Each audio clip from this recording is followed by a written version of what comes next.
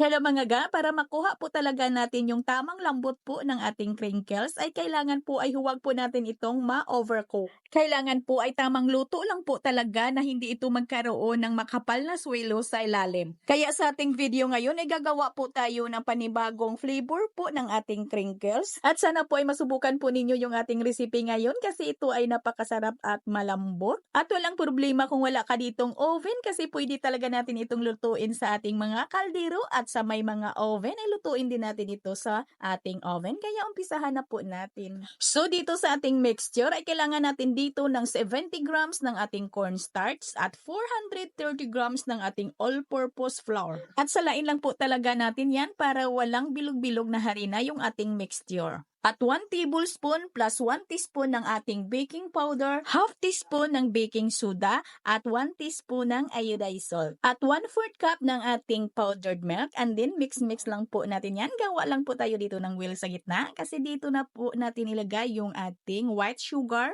Maglagay po tayo dito ng 1 1/2 cup or 300 grams na puti na asukal. At 2 piraso na large na itlog at 1/4 cup ng ating tinunaw na margarine at half cup ng ating mantika at half cup ng evaporated milk. Pwedeng gumamit ito ng first milk. At dito para lasang-lasa na orange talaga yung ating crinkles ay iubos na po natin dito yung 19 grams po natin na tang orange. At para maging kulay orange talaga yung ating crinkles ay maglagay lang po tayo dito ng half teaspoon ng ating food coloring na orange. At mga ga, durugin lang po natin yung ating itlog at tunawin lang po natin yung ating asukal bago po natin dito unti-unting basain po yung ating harina.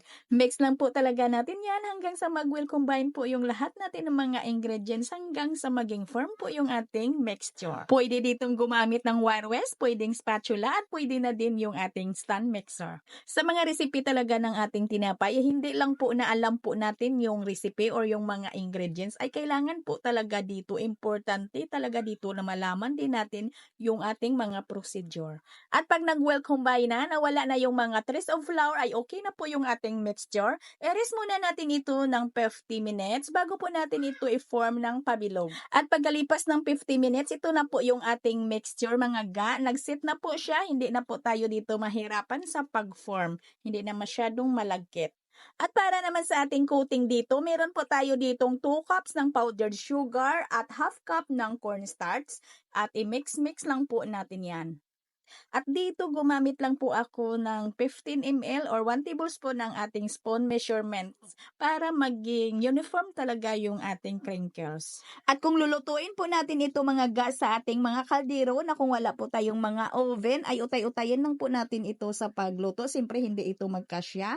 Pag i-form natin ito lahat, maglagyan natin ito agad ng coating. Kailangan po ay bago po tayo magsalang ay doon na po tayo mag-coating kasi matunaw din po yung ating powdered sugar. Itong nasa malapad natin na tray ay ito po yung lulutuin natin sa ating gas oven or di kaya sa ating electric oven. At syempre, nagtira din tayo dito ng kahit ilang piraso lang para lulutuin natin ito sa ating kaldero para po ito sa mga walang oven. Siningit po talaga natin ito, yung lutong kaldero, para po sa mga wala pong mga oven. At pagkatapos po natin yung maisalansa na nakutingan na po natin, ay kailangan po ay isalang na po natin yan agad. Wag na po nating patagalin kasi ay matunaw po yung ating powdered sugar. At kailangan po ay mainit na po yung ating kaldero bago po natin isalang at ganun din po sa ating oven. Kailangan po ay mainit na po yung ating oven bago po natin ito isalang. At yung ating powdered sugar pala mga ga, ay hindi po natin yun nauubos, marami pa po talaga yung natira. At dahil manipis lang po dito yung gamit ko na kaserula ay niluto ko lang po ito sa 7 minutes sa mahina po na apoy ng kalan dito sa ilalim at konting apoy or uling sa ibabaw. Malalaman din natin yan mga ga pagluto na, yung idiin po natin yung ating mixture ay yung hindi na talaga masyadong malambot yung ating mixture na parang medyo matibay na po siya. Ibig sabihin yan, luto na po yan. Wag po talaga nating itong i-overcook at ganun din sa ating electric oven. Lutuin natin ito sa 180 degrees Celsius for 10 minutes lang po talaga mga ga.